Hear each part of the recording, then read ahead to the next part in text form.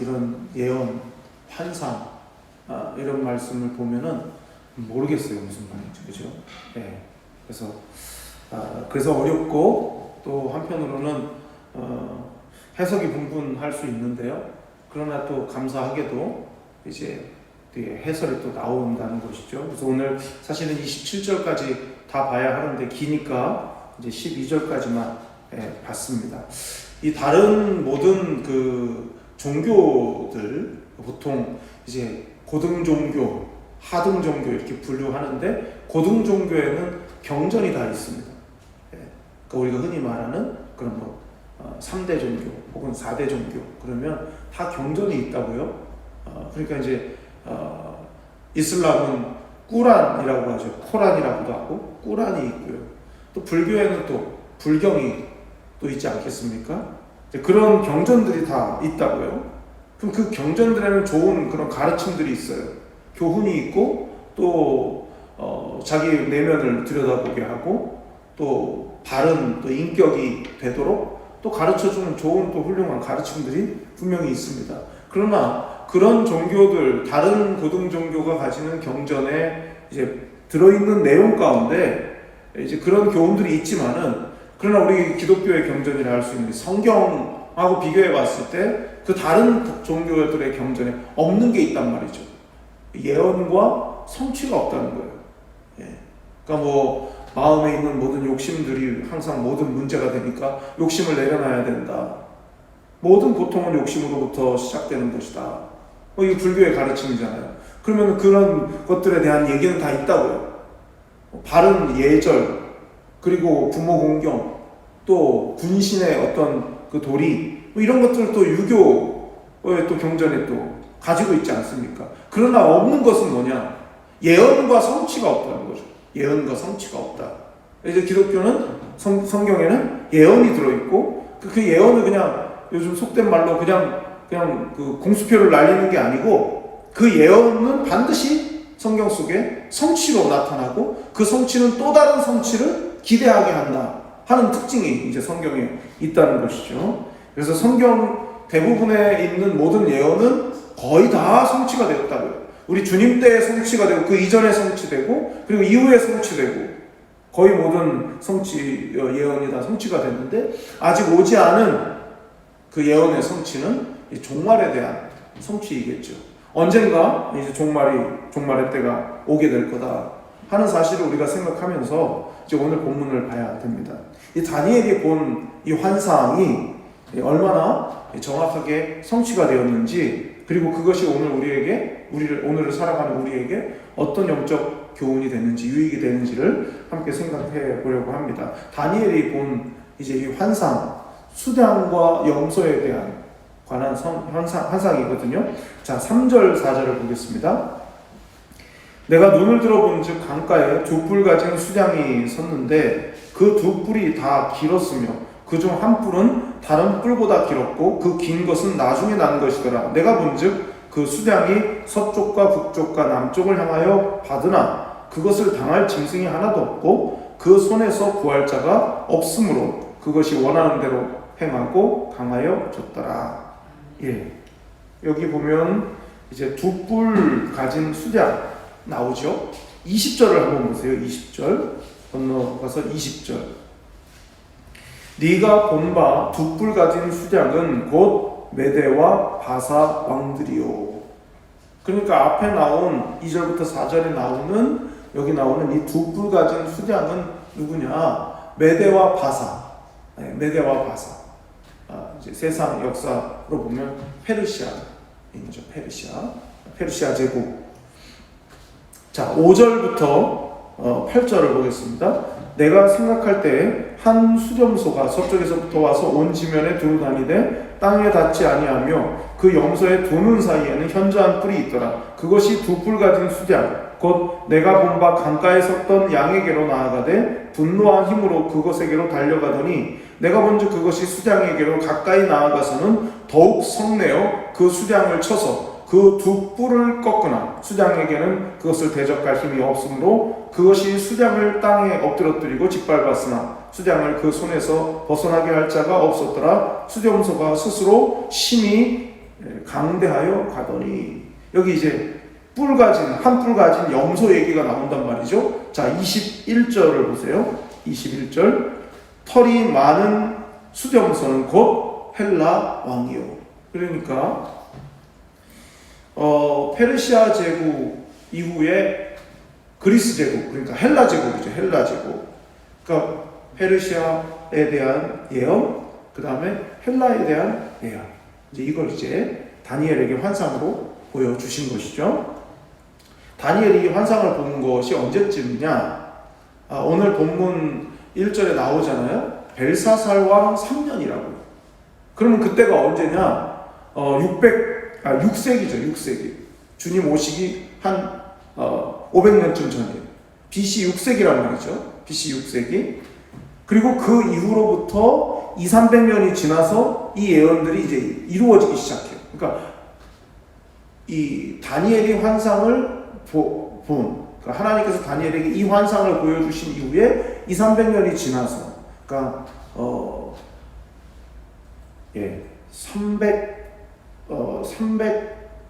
336년이니까 300년대 중반, 그러니까 예수님 오시기 330년쯤 전에 이제 알렉산더 대왕이 이제 마케도니아 왕인데 이 사람이 이제 그리스 제국을, 그러니까 다 통합을 하면서 황제가 되는 거죠. 전체를 다. 그리고 헬라 제국을 이제 이루는 얘기가 그때 이제 나오고요. 그 이후에 또 다른 왕이 이제 좀 이따 얘기할 왕이 또 나옵니다.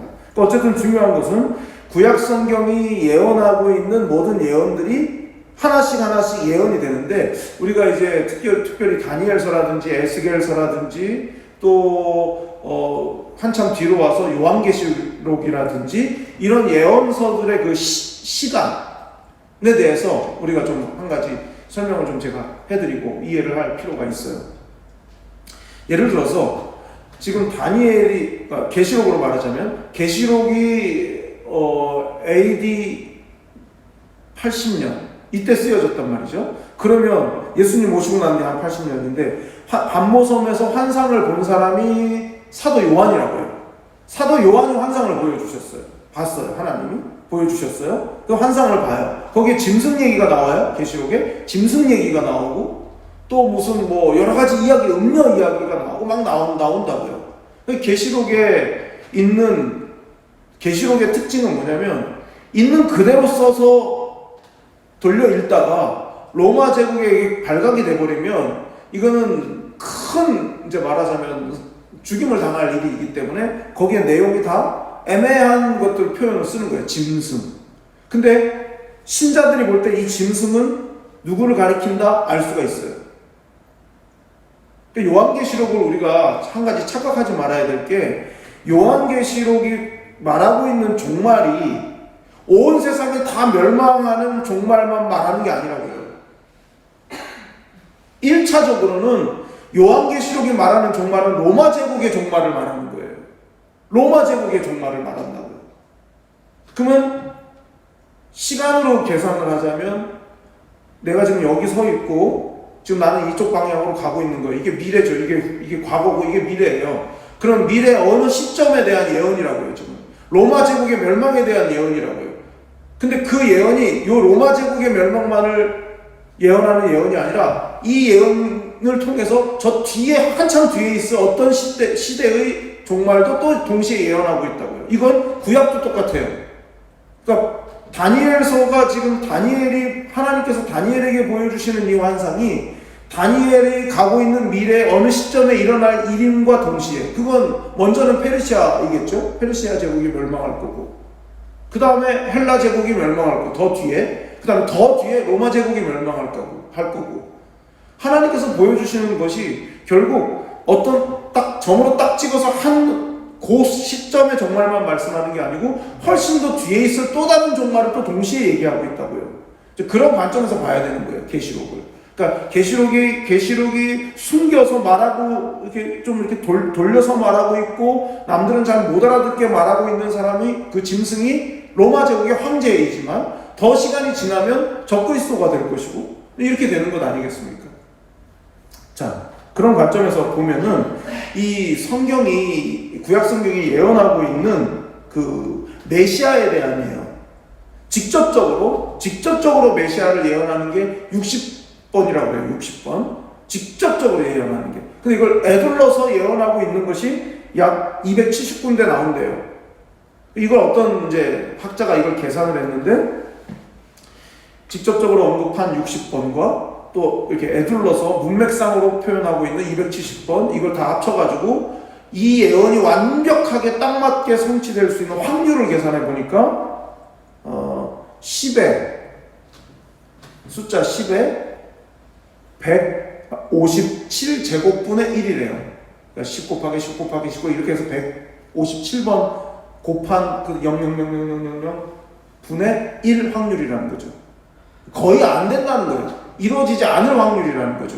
그런데 성경을 읽어보면 다 예언이, 메시아 예언이 하나씩 다 예언이 맞아 떨어지잖아요. 그렇게 보면 인간의 계산으로 그 성취가 이루어질 것인가 라고 의심하기에 충분한 일을 하나님이 행하신다는 것은 우리의 구원을 위해서 하나님이 얼마나 초정밀하게 당신께서 말씀하시고 그것을 반드시 정확하게 성취해 가시는가 하는 것을 또 보여주는 것이죠.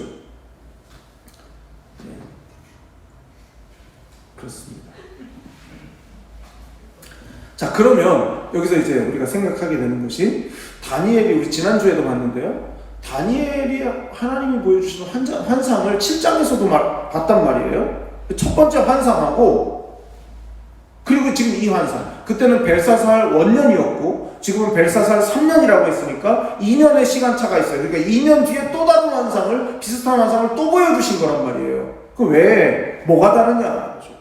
7장의 예언은 이방인들에게 역사의 주관자가 하나님이시라는 것을 분명하게 보여주시기 위한 예언이 7장의 예언이고, 그러면 8장은 뭐겠습니까? 당신의 백성들, 이스라엘 백성들에게 그들을 둘러싸고 있는 세계 역사를 하나님께서 주관하고 계시다는 것을 보여주시는 예언이 8장의 예언인 거예요. 자, 그래서 이 8장에서는 작은 뿔의 환상을 더 이제 자세하게 다루죠. 그럼 이 작은 뿔의 환상의 내용을 좀 보면요. 자, 8절. 수렴소가 스스로 심히 강대하여 가더니 강성할 때에 그 큰 뿔이 꺾이고 그 대신에 천저한 뿔 넷이 하늘 사방을 향하여 났더라. 그중 한 뿔에서 또 작은 뿔 하나가 나서 남쪽과 동쪽과 또 영화로운 땅을 향하여 심히 커지더니 그것이 하늘 군대에 미칠 만큼 커져서 그 군대와 별들 중에 몇을 땅에 떨어뜨리고 그것들을 짓밟고 또 스스로 높아져서 군대의 주제를 대적하며 그에게 매일 드리는 제사를 없애버렸고 그의 성소를 헐었으며 그의 악으로 말미암아 백성이 매일 드리는 제사가 넘긴 바 되었고 그것이 또 진리를 땅에 던지며 자의로 행하여 형통하였더라. 이게 작은 뿔 환상의 내용이에요. 근데 그 내용, 그 환상의 의미를 21절부터 25절이 보여주거든요. 털이 많은 수렴소는 곧 헬라 왕이요 그 두 눈 사이에 있는 큰 뿔은 곧 그 첫째 왕이요 이 뿔이 꺾이고 그 대신에 네 뿔이 났은즉 그 나라 가운데에서 네 나라가 일어나니 그의 권세만 못하리라. 이 네 나라 마지막 때에 반역자들이 가득할 즈음에 한 왕이 일어나리니 그 얼굴은 뻔뻔하며 속임수에 능하며 그 권세가 강할 것이나 자기의 힘으로 말미암은 것이 아니며 그가 장차 놀랍게 파괴 행위를 하고 자의로 행하여 형통하며 강한 자들과 거룩한 백성을 멸하리라. 그가 꾀를 베풀어 제 손으로 속임수를 행하고 마음에 스스로 큰 체하며 또 평화로운 때에 많은 무리를 멸하며 또 스스로 서서 만왕의 왕을 대적할 것이나 그가 사람의 손으로 말미암지 아니하고 깨지리라. 요 내용이 지금 이제 뿔 수렴소 얘기를 하면서 그가 헬라 왕이라고 얘기하죠. 헬라 왕이라고 얘기하면서 그 21절 끝에 첫째 왕, 큰 뿔은 첫째 왕이다. 그럼 이 큰 뿔, 헬라의 왕 중에 큰 뿔이고 첫째 왕이고 막강한 힘을 가진 왕, 누구겠습니까? 이게 알렉산더 대왕을 얘기하는 거죠. 알렉산더 대왕. 예. 세계를 제패한 20세에 왕이 되고 아주 불같은 삶을 10몇 년, 12년인가를 살고 32살에 갑자기 죽죠. 예. 지금 이 예언이 그대로 이 역사, 세상 역사 속에 그대로 성취된단 말이죠. 지금 이게 지금 BC 5세기니까 BC 6세기죠. 다니엘이 500년대, 예수님 오시기 500년쯤 전에 본 환상이에요. 그리고 헬라 제국이 막 이 알렉산더 대왕으로 말미암아서 강력하게 된 게 그로부터 한 200년 뒤에 300 몇십 년대 요때란 말이죠. 그러니까 요게 다 뭐냐면 성경, 구약 성경이 다니엘서 이렇게 구약 성경 마지막에 기록된 말라기 이런 성경이 딱 기록되고 마가복음이 신약의 첫 번째 책인데 기록된 순서로 마가복음이 기록될 때까지 한 400년 동안은 성경이 기록이 안 됐다고요. 그 성경이 기록되지 않던 시절에 벌어지는 일들인 거예요. 이게 지금 다니엘이 본 환상이 말이죠. 헬라 제국의 가장 강력한 왕이었던 이제 알렉산더. 근데 그가 이제 그렇게 강했고요. 22절에 보면 그의 권세만 못하다. 다른 왕들이 일어나는데 그 알렉산더의 권세만 못하다. 지금 그렇게 얘기하고 있죠. 그러면서 23절에 한 왕이 일어난다. 이렇게 얘기하거든요. 근데 이 왕이 누구냐? 이게 169년, 그러니까 예수님 오시기 BC니까요. 전 169년에 안티오쿠스 에피파네스라고 하는 헬라의 왕이 있었어요.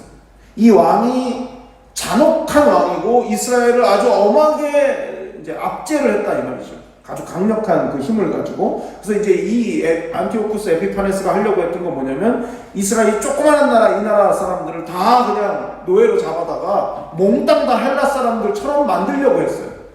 그 강력한 힘을 통해서 말이죠. 그래서 자기 자신을 가리켜서 이 안티오쿠스 에피파네스가 스스로 나는 세상에 온 하나님이다 이렇게 말하고 다녔다.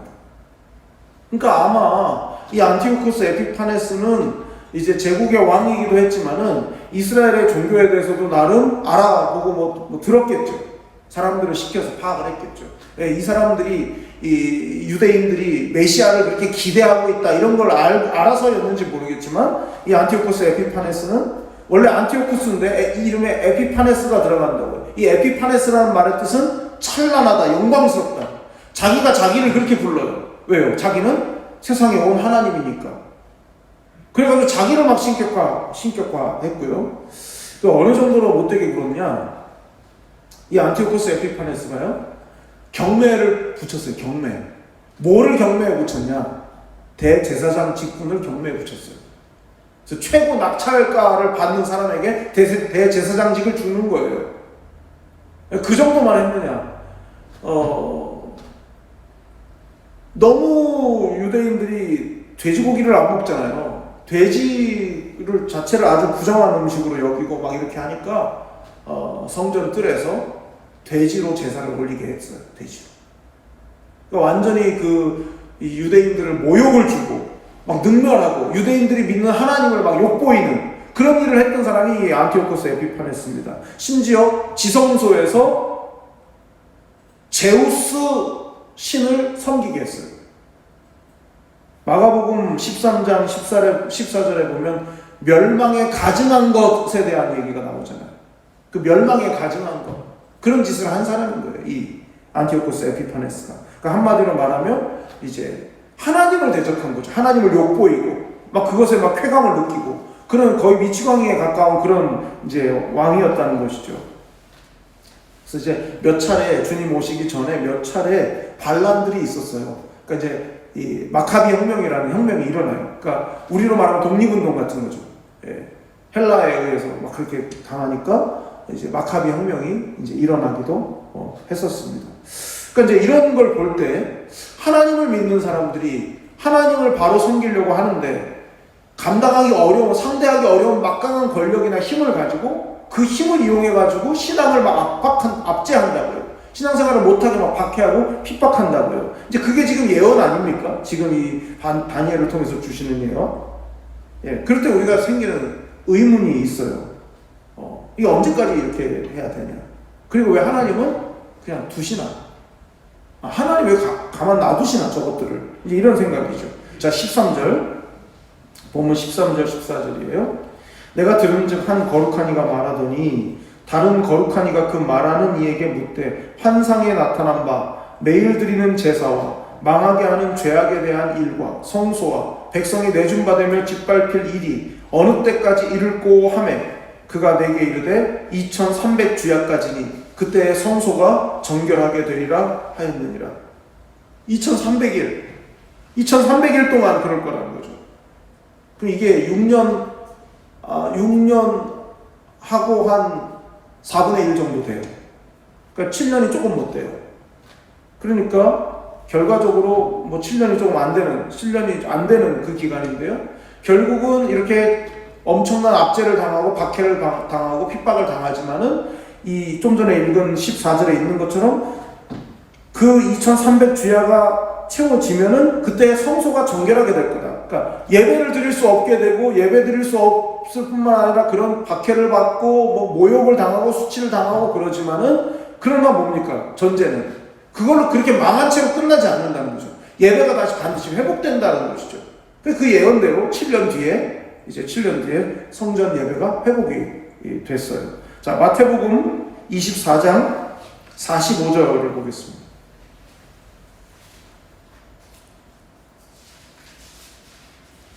마태복음 24장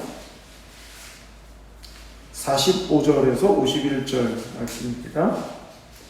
충성되고 지혜 있는 종이 되어 주인에게 그 집 사람들을 맡아 때를 따라 양식을 나눠줄 자가 누구냐? 주인이 올 때에 그 종이 이렇게 하는 것을 보면 그 종이 복이 있으리로다. 내가 진실로 너희에게 이르노니 주인은 그의 모든 소유를 그에게 맡기리라.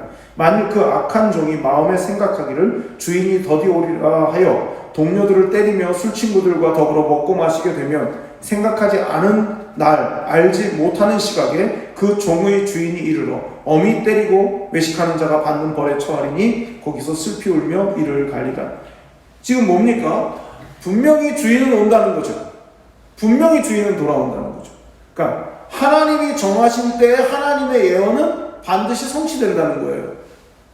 그러니까 종말을 바라보는 관점에서 보면 다니엘을 통해서 하나님이 다니엘에게 환상을 보여주시고 이 다니엘을 통해서 예언을 우리에게 예언의 말씀을 주신단 말이에요. 그럼 이 예언이 헬라 제국을 페르시아에 이어서 헬라 제국이 일어나고 헬라 제국이 망하고 그 대신에 또 로마 제국이 일어나고 그리고 언제일지 모르지만 최종적인 결말 하나님께서 이렇게 마치 대나무에 이렇게 매듭을 지어 놓으시듯이 시대마다 하나님이 쓰시는 그러나 언젠간 다시 버리시는 그런 제국들이 계속 있어 왔단 말이죠. 그리고 마지막에 끝에 가서는 결과적으로 종말의 때가 온다는 거죠. 지금 예수님이 말씀하신 게 뭡니까? 주인은 반드시 돌아올 거라는 거죠. 때가 되면. 그러나 그때 주인이 다시 돌아왔을 때 악을 행했던 자들에 대해서는 하나님께서 주인이 반드시 멸한다 하는 거죠. 다만 생각하지 않은 날 알지 못하는 시간. 50절에 있는 것처럼 생각하지 않은 날 알지 못하는 시간. 그때 종이 악한 종은 두려움을 겪게 될 것이다 하는 것이죠. 반드시 정하신 시간에 정하신 때에 선악을 하나님이 판단하신다 하는 겁니다. 자, 한 구절 더 보겠습니다. 요한계시록 22장 7절. 요한계시록 22장 7절입니다. 보라, 내가 속히 오리니 이 두루마리의 예언의 말씀을 지키는 자는 복이 있으리라 하더라. 예언의 말씀을 지키는 자는 복이 있다. 자, 11절로 넘어가 보세요. 불의를 행하는 자는 그대로 불의를 행하고 더러운 자는 그대로 더럽고 의로운 자는 그대로 의를 행하고 거룩한 자는 그대로 거룩하게 하라. 보라, 내가 속히 오리니 내가 줄 상이 내게 있어 각 사람에게 그가 행한 대로 갚아주리라. 그러면 이 그가 행한 대로, 이 행한 대로가 상받는 조건이 되려면 뭐가 필요한 겁니까? 7절에 있는 예언의 말씀을 지키는 거예요. 예. 그러니까 결국 뭘 근거로 행한 대로 상을 주실 거냐? 그건 말씀인 거죠. 하나님의 말씀대로 살려고 이 고난이 있고 이런 어려운 시기를 만나고 괴롭고 힘들지만은 그럼에도 불구하고 그 말씀대로 살려고 그렇게 애쓰고 힘쓴 그것을 모르시지 않기 때문에 내가 너희에게 나눠줄 상을 내가 가지고 있다. 그 상을 가지고 내가 나눠줄 건데 행한 대로 갚아줄 거다. 그 말은 말씀대로 살아간 그대로 갚아주시겠다 하는 뜻 아니겠습니까? 그 결국 뭐예요? 하나님은 계산을 하신다는 거예요. 셈을 하신다는 겁니다. 그리고 그 셈은 반드시 상으로 연결된다는 거죠. 근데 그 셈의 근거가 되는 건 우리의 행위인데 그 행위는 무엇을 기준으로 일어나는 행위이냐? 말씀이라는 거죠. 자, 그래서 우리가 어떻게 살아가야 할 것인가 하는 생각을 하게 돼요. 이제 오늘 본문 18절을 보면요. 다니엘서 8장 18절이죠. 그가 내게 말할 때에 내가 얼굴을 땅에 대고 엎드려 깊이 잠들매 그가 나를 어루만져서 일으켜 세우며 말씀을 주실 때, 예언의 말씀을 주실 때의 자세가 뭐예요? 얼굴을 땅에 대고 엎드려요.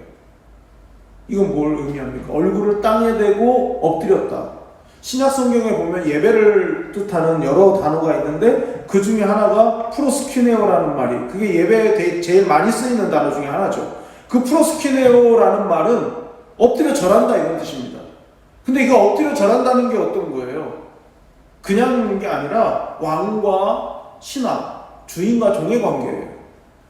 왜 엎드려 절합니까? 그 발에 입맞추기 위해서예요.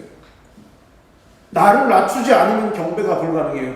예배할 때 배라는 말이 절한다는 뜻이잖아요. 절한다. 그러니까 신약 성경의 예배를 의미하는 헬란말 퀴네오하고 우리나라 말 예배한다는 말의 그 의미가 잘 연결이 되는 거죠, 사실은. 완전히 나를 엎드릴 수 있는 사람이 하나님을 높일 수 있는 거예요. 나는 나대로 어깨에 힘을 주고 있으면서 하나님을 더 높이는 건 안 되는 일인 거예요. 나를 한껏 낮춰야만 하나님이 높아져요. 근데 그걸 언제 한다는 겁니까? 어떻게 하는 겁니까? 다니엘이 지금 말씀을 내게 주실 때 엎드려서 얼굴을 땅에 대고 있었다고. 철저히 나를 낮추지 않으면 하나님의 말씀이 하나님의 말씀으로 들리지 않거든요. 너무 두려운 거죠. 이 말씀을 내가 받든다는 말, 이 봉독한다는 말이, 독이라는 말 자체가 읽는다는 건데 봉이라는 건 받든다는 뜻이거든요. 받들어서 읽겠다는 거예요. 그래서 옛날에 성경을 쫙 펴면 다 일어났다고요. 감히 하나님의 말씀이 쏟아지고 있는데 내가 그냥 앉아가지고 이렇게 있을 수가 없는 거죠. 다 일어나야 되는 거죠. 왜? 하나님의 말씀이 더 높아야 되니까. 나는 일어나야 되는 거죠. 높임을 받으시면 하나님께 영광을 돌리기 위해서. 그런 의미인 거죠. 자, 그 다음에 26절로 가보세요. 26절. 이미 말한 바 주야에 대한 환상은 확실하니 너는 그 환상을 간직하라. 이는 여러 날 후의 일임이라. 간직하라. 주신 말씀을 간직하라. 예. 여러분, 이게 사실은 우리가 큐티를 하고 묵상을 하는 이유는 바로 여기에 있어요. 말씀을 간직하는 거예요. 그러니까 마치 소가 한적한 어느 길가 나무 그늘 아래에서 이렇게 되새김을 하듯이, 오늘 아침에 말씀이 뭐였더라? 네가 나를 사랑하느냐? 네가 다른 모든 것들보다 나를 더 사랑하느냐? 이렇게 물으셨단 말이죠. 그럼 하루 일과를 살면서도 문득 그 말씀을 다시 생각해 보는 거죠. 지금 뭐 직장에서 내가 일 처리를 하느라 내 직장 상사한테 인정받기 위해서 내가 눈치 봐가면서 잘 보이려고 막 잘하고 있는 이 순간에 나는 정말 이 모든 것들보다 내가 믿음을 지키면서 믿음으로 살아가기 위해서 내가 바른 삶을 살다가 내 지금 마음은 이 직장 상사한테 잘 보여서 인정받고 싶은 마음이지만 신앙과 배치되는 상황을 만났을 때 이걸 내가 버릴 수 있을 만큼 내가 주님을 정말 더 사랑하는가? 이게 묵상하는 거죠, 이게. 그러면 내가 어떤 태도를 취해야 될까? 눈에 보이는 저 사람 앞에 잘 보이기 위해서 내가 이렇게 하는 것보다 보이지 않는 주님 앞에서 내가 더 잘하는 게 중요하지 않을까? 이게 말씀을 간직하는 거예요, 간직하는 거. 자, 그 다음에 27절이요. 이에 나 다니엘이 지쳐서 여러 날 앓다가 일어나서 왕의 일을 보았느니라. 내가 그 환상으로 말미암아 놀랐고 그 뜻을 깨닫는 사람도 없었느니라. 그러니까 하나님이 보여주신 이 환상이니까 비전이잖아요. 하나님께서 보여주신 환상, 이 비전을 내가 간직하고 있다고요. 그리고 언제나 이 환상에 대해 진지한 태도를 가지고 있어요. 말씀에 대한 언제나 진지한 태도를 가지고 있어요. 그러니까 뭐예요? 지쳐가지고 여러 날 앓다가 말이죠. 그런데 뭐예요? 그 다음 말씀 보면 내가 그 환상으로 말미암아 놀랐고 그 뜻을 깨닫는 사람도 없었느니라. 그 뜻을 깨닫는 사람이 없었다는 말은 그 뜻을 누군가에게 드러냈다는 뜻이죠.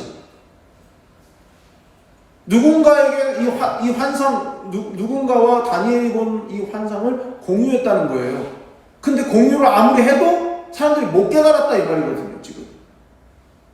그러면 얼마나 이 말씀에 대한 태도가 진지한 겁니까? 말씀을 받을 때 납작 엎드려서 받고요. 그리고 그 말씀을 내가 간직해요. 아, 이 말씀이 이루어진다 하셨으니까 언젠가 이루어질 텐데. 모든 것을 그 관점으로 보는 거예요. 아, 환상이 이루어지는 것은 아닐까? 지금 이렇게 돌아가고 있는 이 정세가 환상이 이루어져 가고 있는 것은 아닐까? 늘 진지하게 대한단 말이죠. 그리고 그것을 같이 또 공유해요. 사람들한테 말해요. 하나님의 뜻이 분명히 이거다. 우리 조심해야 된다. 하나님 앞에서 바르게 살아야 한다. 아무리 고난이 있고 어려워도 믿음을 지켜야 된다. 근데 사람들이 못 깨닫는다.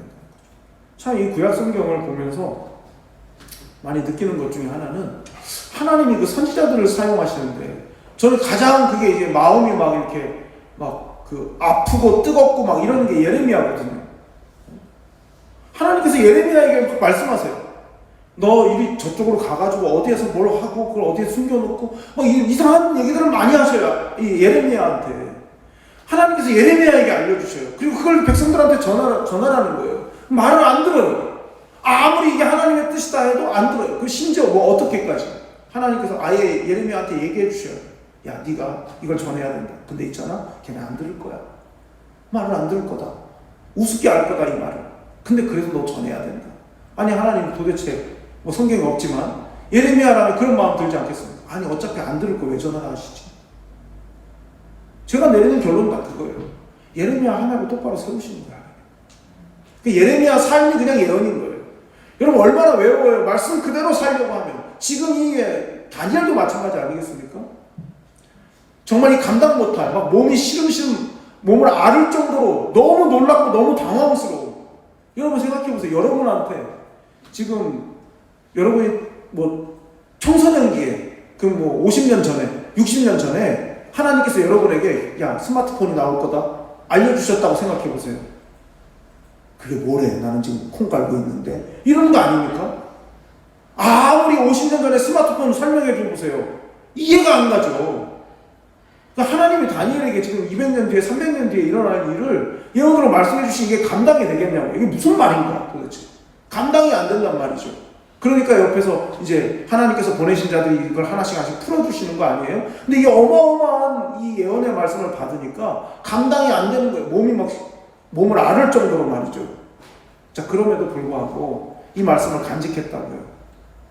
그러니까 앞으로 펼쳐지게 될 어떻게 돌아가게 될지 정확히 알 수는 없으나 분명히 그것을 하나님이 하실 건데 그 상황 속에서 내가 어떻게 살 것인가. 결국 처음에 말씀드린 것처럼 고난을 당하고 시련을 당하고 박해를 당하고 핍박을 받는 사람에게 가장 중요한 박해를 이기는 힘은 뭐냐? 그건 소망이거든요. 예. 제가 아까 불렀던 찬송 542장 주여 지난 밤 내 꿈에 제가 어릴 때 저희 집에서 가정 예배를 드리면 저희 이제 가족끼리 가정 예배 드릴 때 오늘은 찬송 뭘 할까? 이제 저희 아버지가 그러시면은 돌아가면서 하나씩 이렇게 얘기하거든요. 그럼 저희 어머니가 항상 했던 찬양 몇 가지 중에 하나에 주여 지난 밤 내 꿈에 배웠습니다. 저희 어머니가 이제 목소리가 약간 허스키 하셨거든요. 그러면 이거 안 올라가 가족들하고 부르다 보면. 그래서 저한테 더 각인이 됐는지 모르겠어요. 항상 그거였어요. 언젠가 내 주님을 배울 거다. 저희 어머니가 젊으신데도 그런 노래를 이런 찬송을 좋아하셨다고요. 생각해보면 지금은 그때는 몰랐지만 지금은 생각해요. 삶이 고단하고 또 피곤하고 별로 환영받지 못하는 며느리로 집에 들어와가지고 장남의 아내로 들어와가지고 아무도 안 믿는 데서 한 사람 한 사람 전도하고 그렇게 해서 가족들이 다 예수 믿게 되고 그러는 동안에 마음고생도 많이 하고 인정도 못 받다가 처음에는 그랬으니 그러지 않았을까. 그냥 주님을 배웠기를 소망하는 마음이 더 크지 않았을까. 그 생각을 하게 되는 거죠. 그게 결국 그런 거예요. 우리가 고난을 당하고 시련을 당하고 어려움을 당할 때 우리가 붙들어야 되는 것은 결국 소망이에요. 언젠가 주님이 나를 만나 주실 거고 오실 거고. 아멘. 예, 모든 이 압박과 굴레로부터 자유케 해 주실 거고 그 믿음을 가지고 지금을 살아내는 거예요. 이겨내는 거란 말이죠. 예, 중요한 것은 기다리면서 때를 기다리면서 믿음을 굴하지 않고 끝까지 지켜나가는 사람. 그 사람이 반드시 하나님의 그 영광스러운 회복의 역사를 경험하고 누리게 될 줄로 믿습니다. 아멘. 기도하겠습니다. 하나님 아버지, 감당할 수 없는 예언의 말씀을 받은 선지자들이 그 말씀을 간직하고 그리고 죽음을 불사하며 그 예언의 말씀을 선포했었습니다.